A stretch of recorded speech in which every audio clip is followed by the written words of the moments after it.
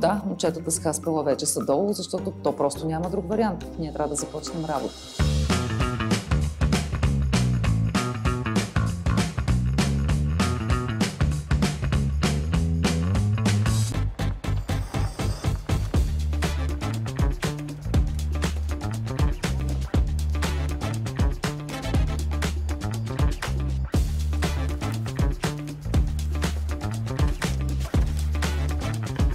За да просъществува правилно координацията на обекта, аз трябва да се занимая с Хаспела. Всъщност аз съм единствената, която не сглобява мебели и това е причината да започна да им подавам нагоре, надолу, нагоре, надолу, нагоре, надолу, нагоре, надолу разни неща.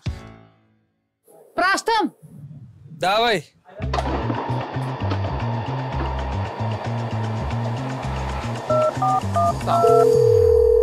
Ало!